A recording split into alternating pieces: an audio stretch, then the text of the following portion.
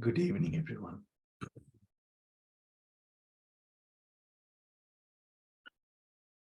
This Dhamma talk has been organized by the Amarasinghe family as a celebration of the life and legacy of late Dr. Cyrill Amarasinghe, who has departed from our lives 1 month ago. And today is the day that we celebrate his memory as Buddhists usually do, 1 month after the passing. According to the teachings of the Buddha, events such as these are organized as a way of coming together in memory of someone who is beloved, and also in a way to pass merits towards a person in hopes that if they are in a place that they require merit, that they can share in the merit that we share with them, that this merit would then go on to benefit the departed. So before we do carry on, let us all chant Namo Tassa 3 times. Namo Tassa Bhagavato Arahato Samma Sambuddhassa. Namo Tassa Bhagavato Arahato Samma Sambuddhassa. Namo Tassa Bhagavato Arahato Samma Sambuddhassa.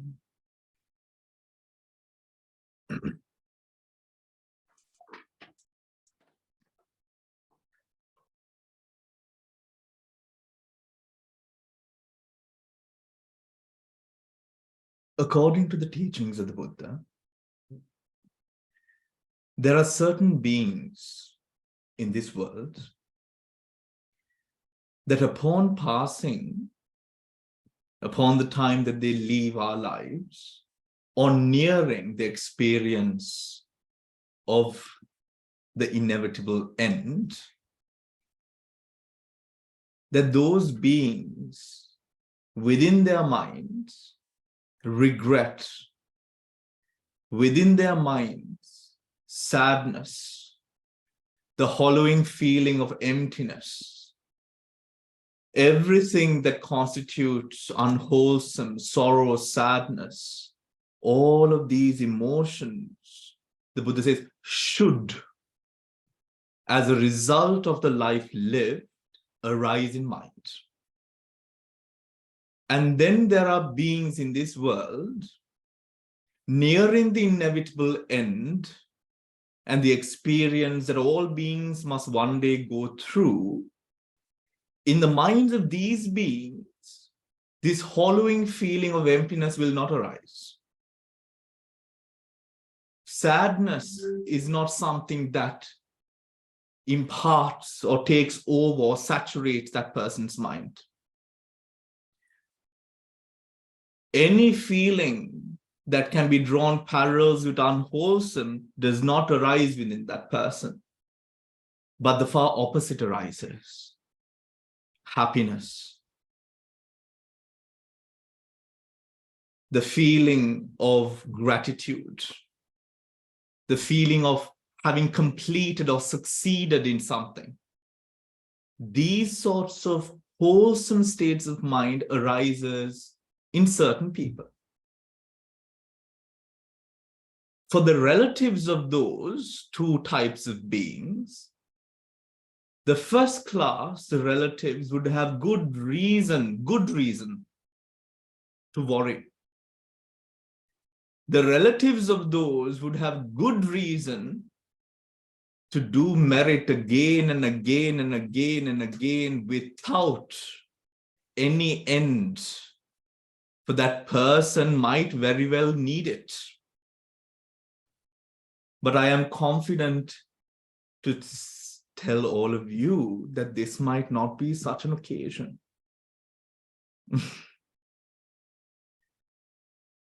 We are all gathered here in celebration of a person. Their families, Sudharma, who we all know so well and who is a very close part of the Dhamma Center community as well. We know these people. We know of their kind hearts and their kind, warm spirit. The life that has been led and the results of such a life and what we see as results is testament to that good life.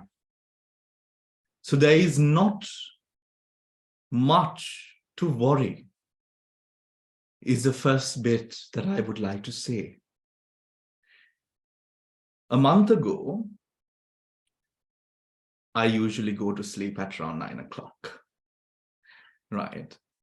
So I was in bed, and for some reason I forgot. I usually put my phone on silent, but I forgot, and my phone starts ringing. Usually, if it is not a saved number, I would never, ever answer that call, especially after I've gone to sleep, with the amount of prank calls and with the amount of fraudulent calls that we get, isn't it, in the UK? So I would never answer the call. So I was looking at the phone for about 10 seconds and I was like, I'm not going to answer this call. And then almost an unprompted mind, I said, no, okay, let me answer, which is something that I never do.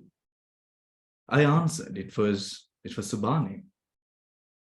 And Subhani said, Bhante, my father is critical. And I was like, okay, Subhani, what would you like for me to do? And she requested that they would like some Parita chanted. So I said, okay, give me 1 minute, I'll call you right back. So I went downstairs, grabbed my Pirit Pota from the Vihara, and then came upstairs back into bed, sat on my mattress, because that's the warmest place in the house at that time, and opened the Parita book, called back, and I started chanting. The experience was quite profound, because I went into a meditation-like state, not a meditation-like state, I went into a meditative state. And with each and every word that was chanted, knowing the meanings, it was done with the most pure and the most pure of mind. My eyes were closed. And as I chanted each and every word with feeling, with knowing the meaning, with the three hetuka kusala mind, I found myself now going into a trance-like state where I was no longer in my room. I reappeared with much clarity to the occasion of now being able to visually see Sudharma and the family and the bed that their father was lying in, being 11 o'clock of me, where I continue to chant and radiate loving kindness with it. As we finished, the Mangal Sutra was chanted, the Ratana Sutra was chanted, and then the Dajagga, as the Dajagga Sutra, or whilst the Dajagga Sutra was being chanted, towards the end of the Dajagga Sutra, all of a sudden, my visual of Sudharma and the family and the father lying in bed was overtaken by this light. The light was golden in color. It was circular. It was golden in color, radiating from a orb-like visual. And from it appeared beautiful sort of big hands sort of embracing through. And at this moment, still being in a meditative state, the phone was on loudspeaker. I could hear everything that was going on, but there was nothing to hear because they were silent. They were silent. But as I went or experienced this, in my mind, I knew the passing had happened. And just seconds afterwards, I hear some sort of movement, and obviously something had happened wherever they were on the phone. And this feeling of, it was a beautiful feeling of, it was almost as a great relief took over my mind, knowing without any doubt at all that upon the passing of Sudharma's husband, that the husband has reappeared in another birth within the divine realm, and without any doubt in mind. This is something that meditators experience. This is something that meditators are able to see with their experience. So after I continued chanting, the Dajagga went on to the Metta Sutra, finished. And then the family informed me that the father might have passed. And I related this story as a way of offering them some solace through the process.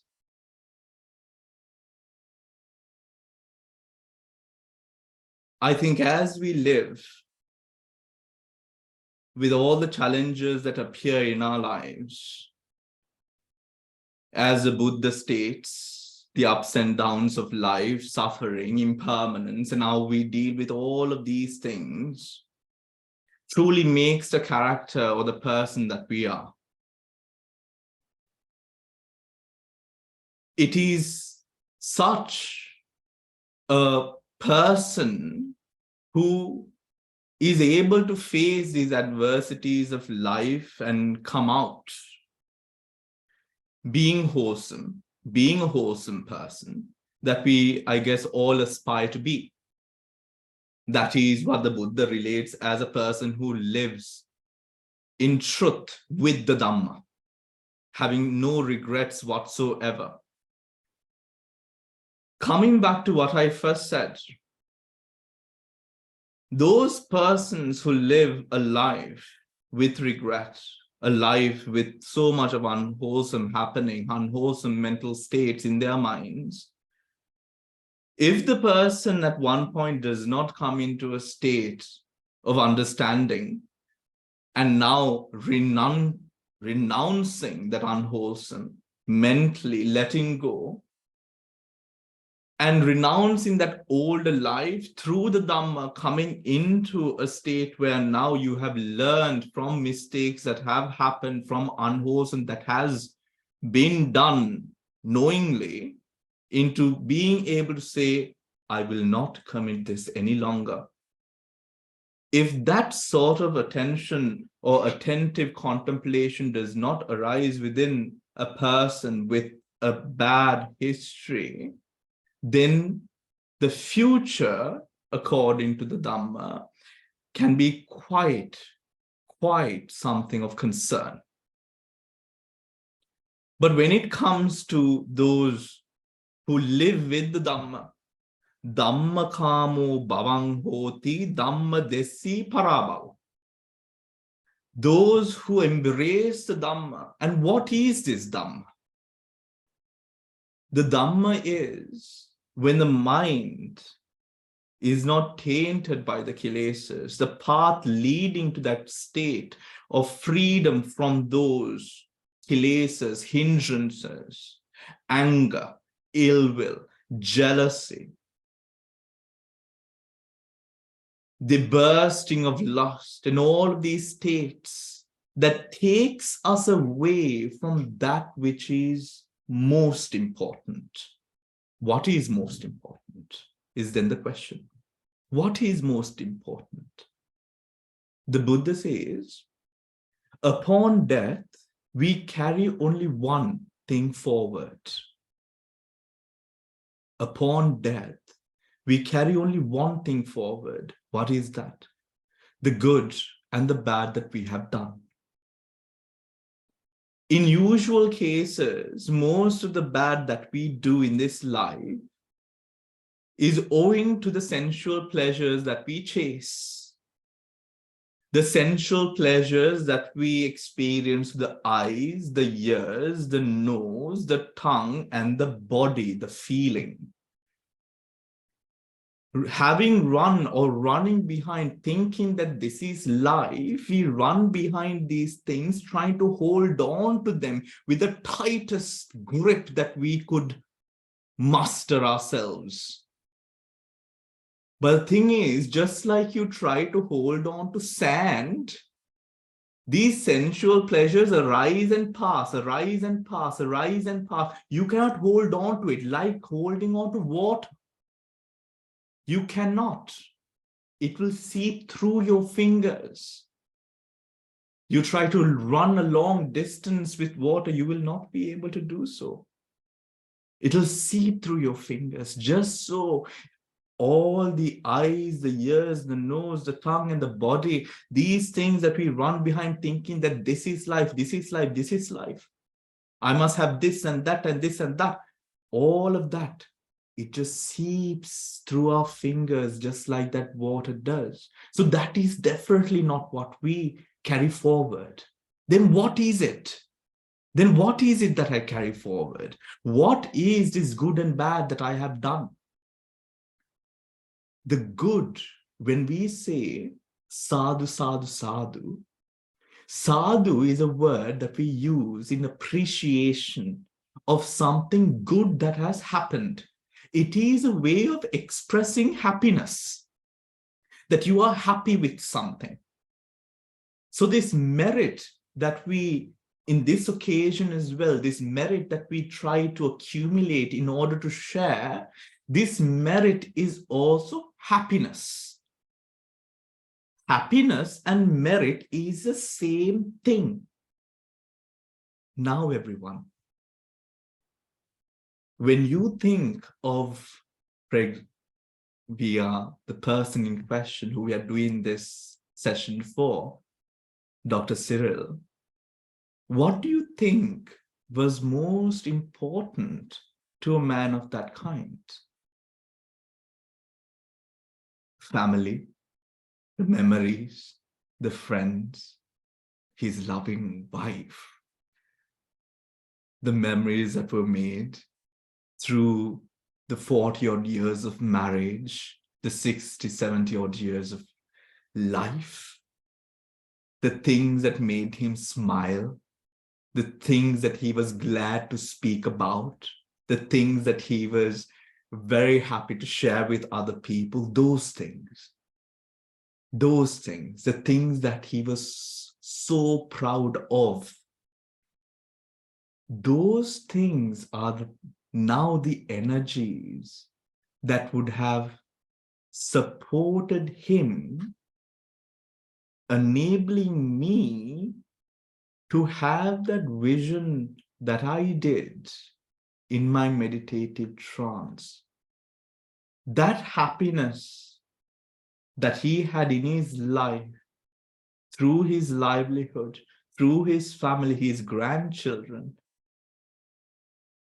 his wife, those memories that we make with the people that are closest to us and with the things that we identify ourselves with so dearly are now the things that supported him in his moving forward from this life on to the next,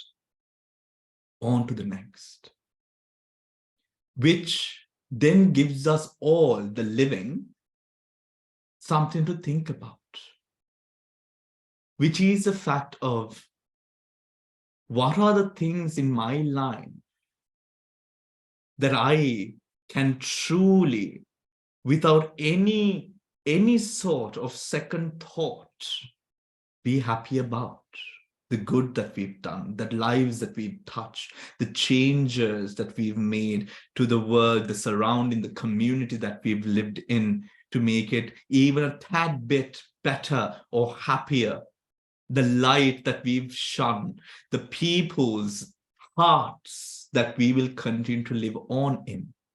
The only place that Dr. Cyrill now lives is in our hearts. And in that light, in that inspiration, or the inspirational way that he lived while he did, is a good way for all of us to also sort of remember him and keep him alive, because that is definitely not a life that deserves any sort of tears, but it is a life that we can be joyous about. It is a life that we can be joyous about.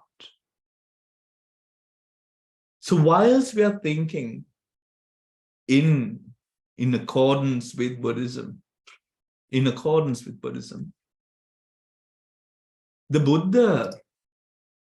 Buddha talks about, in the Dhammapada, the Buddha says, Pandu palasova dani si yama purisapicha tang upattita.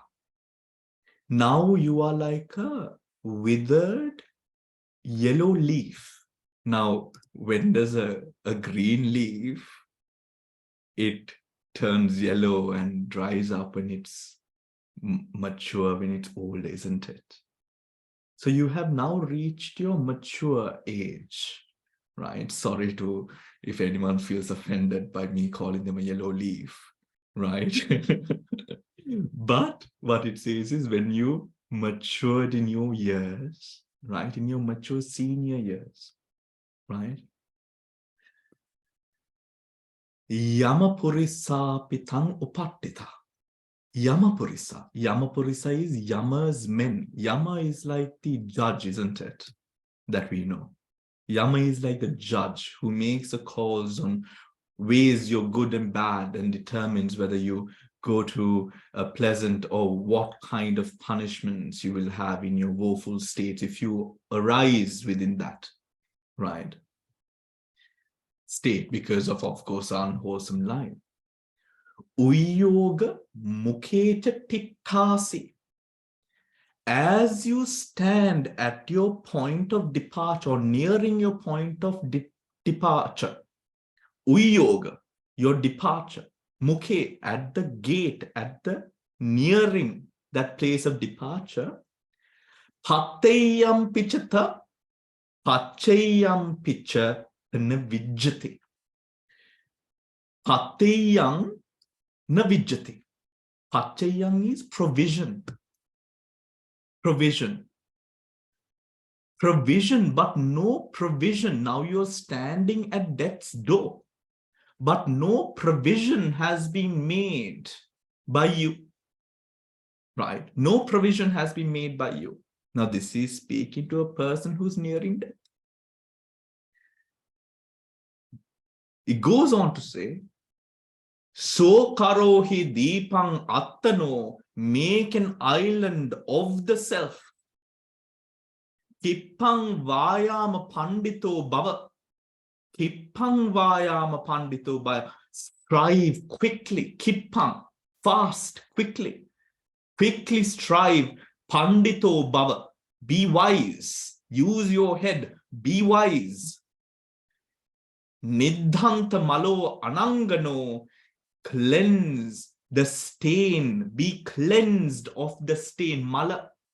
Stain. This is referring to hindrances, kileshas, things that arise in the mind that proliferate anger, proliferate any sort of evil, proliferate intentions that have anything to do with the unwholesome states of mind that brings the mind down. Cleanse those stains from your life. Let go of it.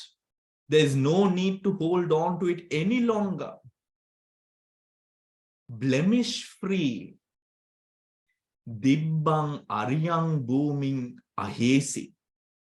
You will now go into when you have cleansed your mind of those hindrances, Dibbang Ariyam Bhuming Ehesi. That is, Dibbang Ariya Bhumi. You will now arise within the state, the divine land of noble ones.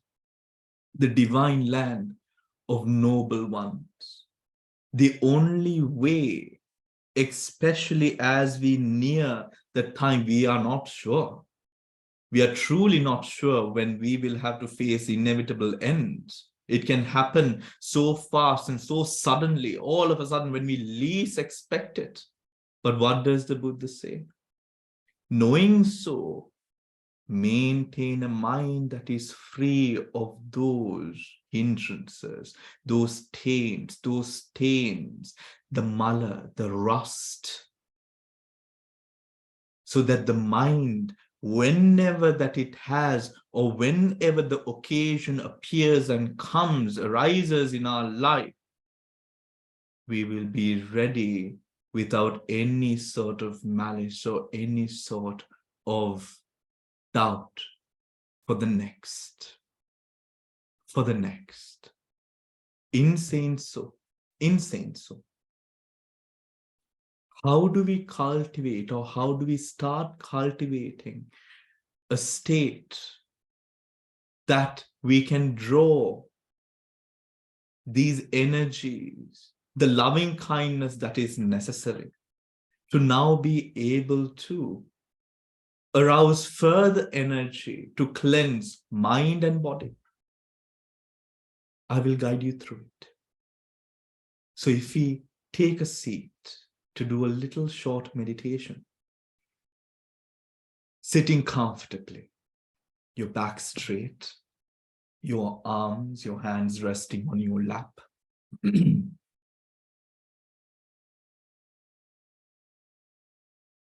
Taking a deep breath in, breathing out, relaxing, relaxing, relaxing. Allow yourself to relax deeply, putting all else aside and simply being in this moment, right here, right now. Taking another deep breath in, breathing in all that is good, breathing out any toxicity within you. And as you do, the mind relaxing even more deeply, as the body, the muscles, each and every fiber of your being relaxes, comes into the present. Deep breath in, breathing out. Relax, relax, relax. Gently bring yourself to a place which can only be known as the most present moment. Putting aside the past, for it has passed away. Putting aside the future, for it has not yet arisen. Be within this present moment. Be within this present moment.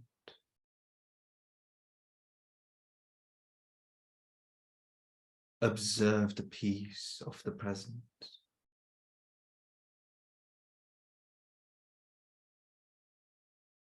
The peace of the present.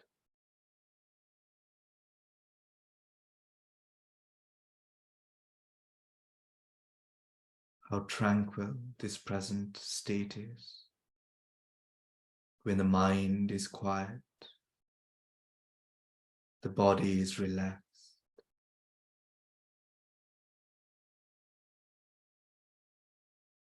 Embrace the present for all it is.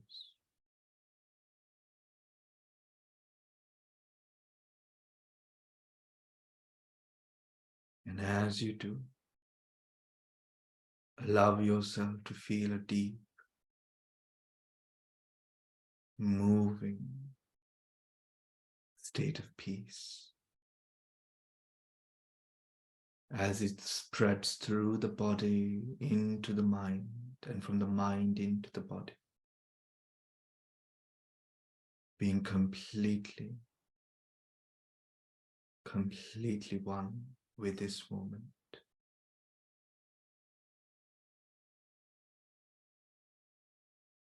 As we take a deep breath in, breathing out, relax, relax, relax.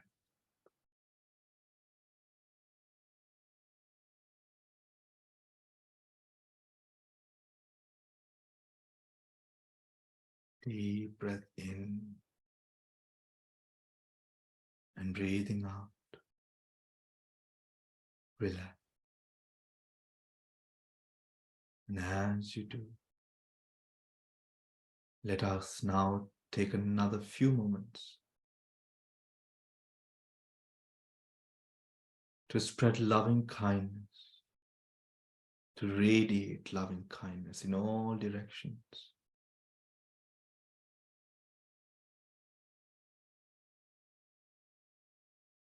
In all directions. Just like the sun shines its light without any bias or prejudice.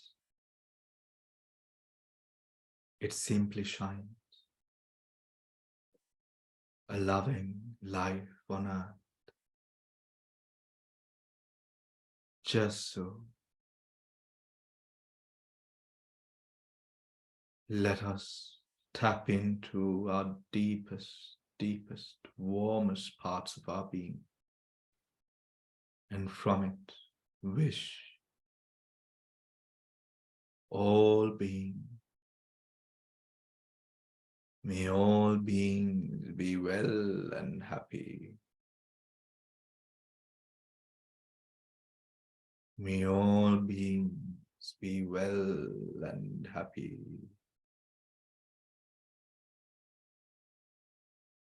May all beings be well and happy. Well and happy. Well and happy. Gently guiding your attention to people, to animals, to creatures all across the globe. Those fortunate to be living in states of happiness, and those who might be going through unparalleled states of suffering. May all beings be well and happy. May all beings be well and happy. May all beings be well and happy. Well and happy. Well and happy.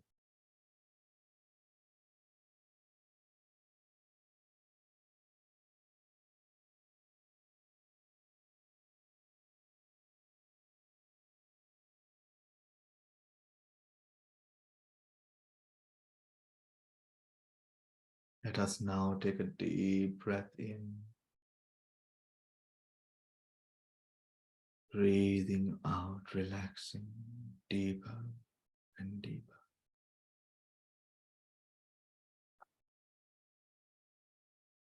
Deep breath in again. Breathing out and gently, whilst being within the present, opening our eyes and awakening into the present.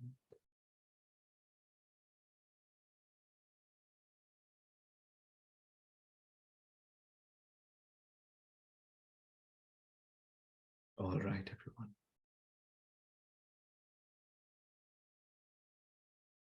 For a person who is a child, there is no pain for such a child than the pain of losing one's parent. For a person who is a loving partner, there is no other pain for such a partner than losing one's other half. It is almost as if losing one's limbs, the pain that overtakes our hearts and minds, our whole body and existence. It is just unparalleled to anything that we ever experience in this world. Whilst death can be such a hollowing experience, and being that death has always been looked at in such an evil manner, just as even when we see depictions of pictures, death is always depicted as a grim reaper, isn't it? It's not a very pleasant sight. However, as the Buddha says, death does not need to be evil for most. Death does not need to be a bad experience for those who live a mindful life. Death does not have to be an experience that we run away from when we've lived a life that has been fully lived. Death does not have to be a bad experience for those who are so entrenched and who've embraced a life that one can be proud of. Regardless to those beings who are not enlightened, but still with a grounding in kusala, a grounding in that which is good, a grounding in Dhamma, still, if you are not enlightened, death can be a very difficult experience, everyone. And if you have never experienced that pain for yourself, you will never be able to truly relate to that emotion and pain that you feel in your heart. Almost as if a knife being wrenched into your gut and every thought and memory aching you deep into the core. But it is just as all pains and sufferings that we go through in the world, it is an experience that is impermanent in nature, especially the harshness of the experience. We are very resilient creatures. We grow, we learn to live and continue living. However, some beings sadly are not so resilient, and they allow that pain to overtake one's life so grossly that they lose any reason to live in the process. However, beings that are in Dhamma need not allow themselves to fall into such a pathetic state. Just as I mentioned earlier, we can celebrate certain people for the life that they have lived and be proud in our own hearts over their endeavors in life. With Dhamma and embracing Dhamma into one's life, realizing that in emotions that we experience are impermanent. We learn to live with the pain and now mold that pain into something that strengthens us day in and day out, strengthens us, continues to strengthen us in ways that we do not ever imagine. Remember, if you have gone through the story of the Buddha as a prince lived a very guarded life.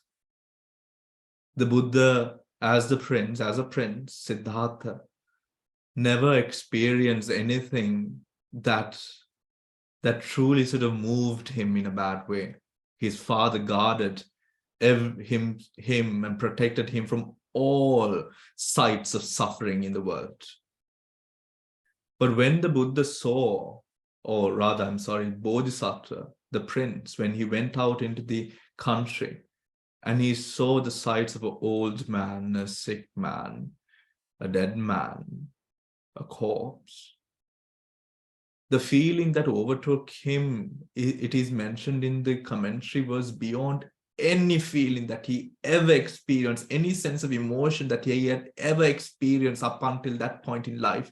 He had never experienced such an emotion and movement. It was an emotion that was so foreign to him that it did not allow him to sit and continue what he was doing in the same way that he was doing it. And what was he doing before that? He was enjoying himself. He was enjoying and pleasuring each and every sensual pleasure known to man at the time. He was enjoying it, whether it was with sights and beautiful sights, or whether it was a feel and touch, whether it was smells or taste of food, whatever it was, beautiful music, whatever sensual pleasure that was available to man at the time. As a prince, he was experiencing, that is all that he was doing. But after he experienced this pain, this emotion, after seeing these sights, he was never the same person. He was never the same person. He goes back, and for the days and weeks following, he was unable to go back to his previous life. He felt so deeply for the suffering that people were undergoing, suffering that was normal to all the rest of the world, but was something that he had never seen and witnessed in his life. What did the Bodhisattva do? What did the prince do? He converted that pain. He changed and molded that pain into now being the main element of fuel and support that he then endeavored upon his years of spiritual practice, which gained him enlightenment as the Buddha. This pain, everyone, is a very important part of our lives. If you think back upon your own lives, you will realize for yourself that it has been the pain and suffering that you have gone through, the challenges that have appeared in your life that have truly pushed you to accomplish things that you never thought that you had the energy or strength to. Pain is a very important component of our life, not something that we must be running behind, but something that we must understand is a component of life. Happiness and pain are both like yin and yang, push and pull. It exists. And as long as we have this body, we will get sick. As long as we have this body, we will grow older and mature in years. As long as we have this body, all the inferences that could occur in our life that would curtail our health and our continuity of this life, all those possibilities become open to our life. Happiness and suffering are both parts of our life. However, we can use happiness to fuel suffering, and just so we can use suffering to fuel happiness. You decide what you want to do. Some people thinking that through material means and through having more and more and more and more, that we will be able to be happier and happier and happier, lead a life for decades on decades, running and chasing, only to realize that it's the same old feeling again and again, like a hamster wheel, a cycle that never ends.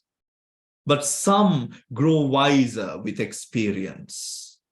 Some relate to the experience of life differently, and they realize this is truly a cycle. Day in and day out, this is truly a cycle, and they start now using their experiences of both happiness and pain to fuel something of far more noble in action. What is that? Connecting to the present. Being in the right now, integrating mind and body, and coming into a state of understanding over this world where now these impediments that arise no more influences the happiness that we experience. That understanding is known by the Buddha as prajna, wisdom. That wisdom, everyone, is not something that is stagnant. It is something that is ever growing. Whether it fuels or whether life's experiences arise and are used in a manner which fuels your wisdom, which allows you to live a happier life, or whether you do not put yourself into a journey where prajna or wisdom is further developed day by day, is something that is wholly dependent upon your actions of mind, speech, and body. You decide that for yourself. And that is something that I truly connect to in Buddhism, where it is not a religion that is based upon a central figure. The Buddha is not central to Buddhism. Buddhism is something that we practice, that we can practice as long as we have a mind and a body, or even just a mind in certain cases, we are able to practice it. It is a purity of mind, but not just purity, purity with understanding, which allows us to live happy lives, a life free of regret. And when things and circumstances that we thought not possible happens in our life, deep states of sadness and emotions arise in our life, this wisdom helps us, supports us to now be able to face them with agility, with resilience. This is a position of being that we aspire to reach. And in meditation, such as the small one that we did just now, having a daily practice of such would help you to now understand with contemplative reflection and understanding that all that arises passes. That the future that we are so worried about is something that we truly do not have a lot of control over.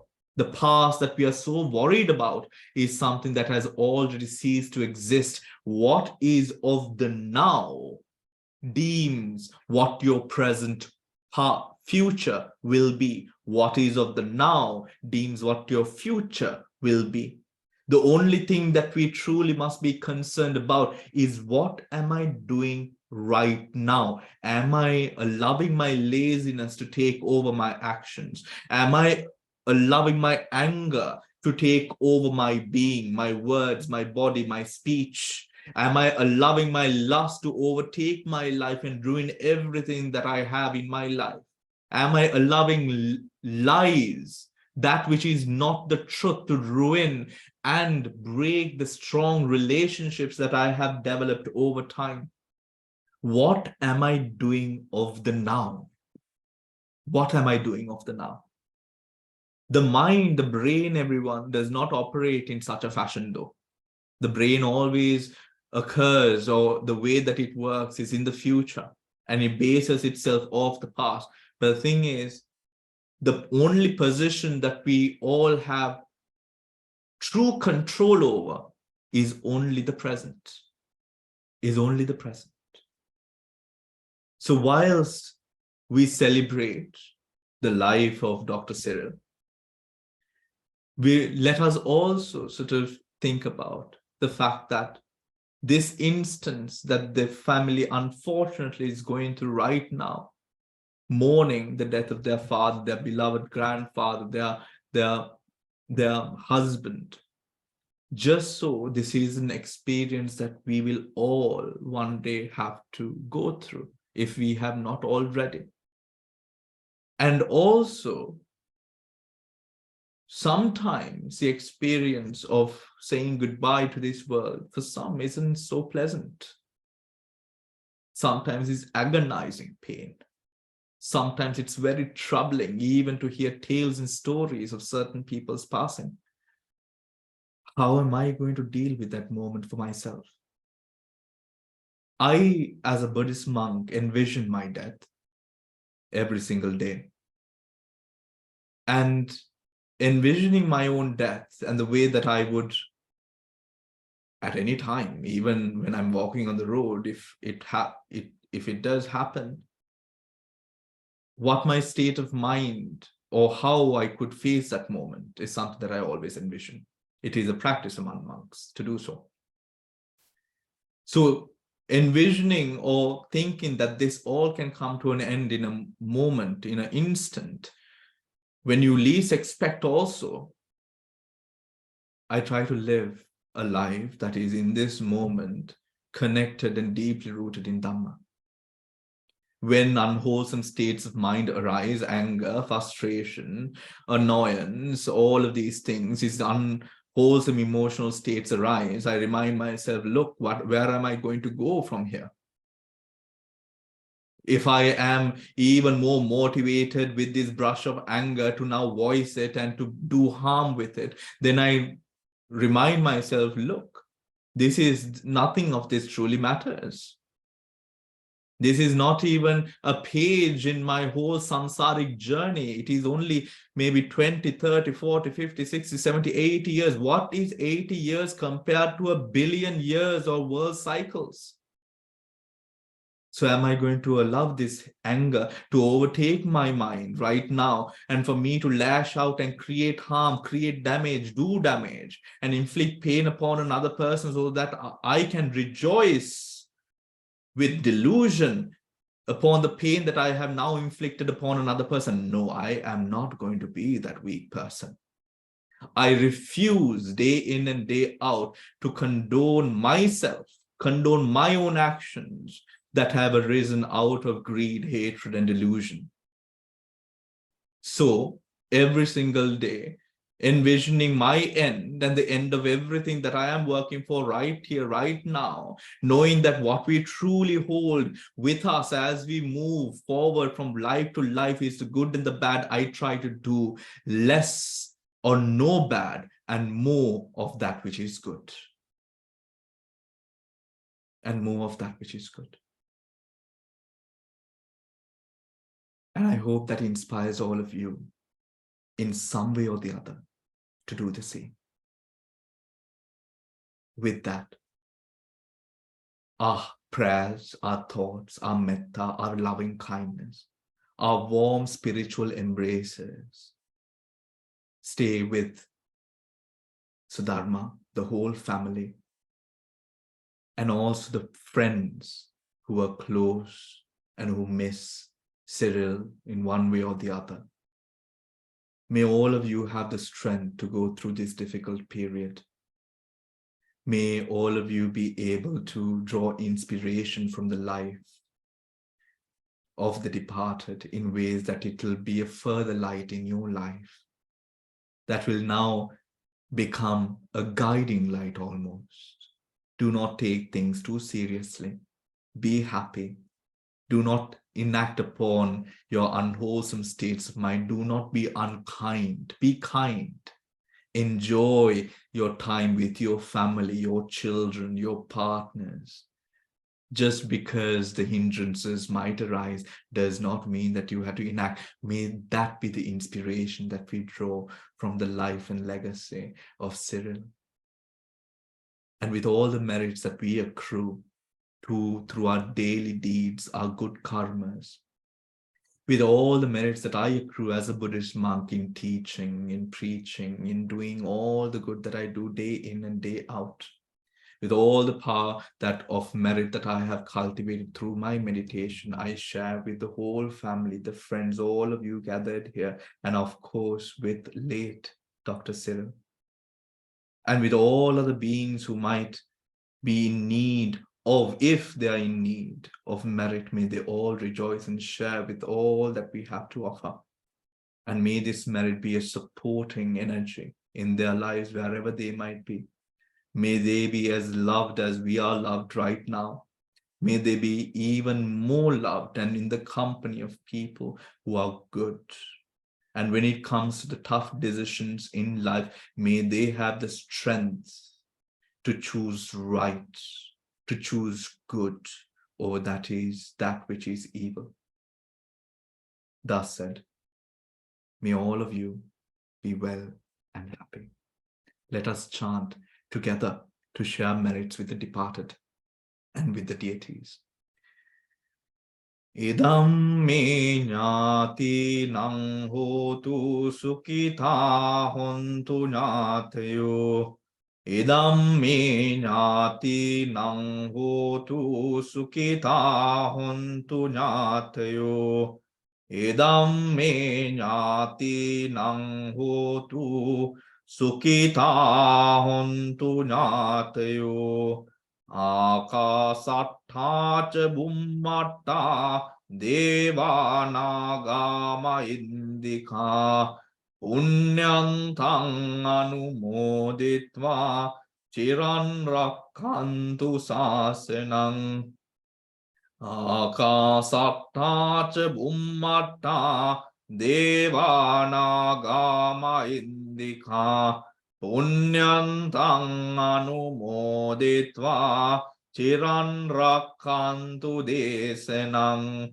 Akasattha ca bummatta devanagama indika punyantang anumoditva chiran rakkantu tvang sadati.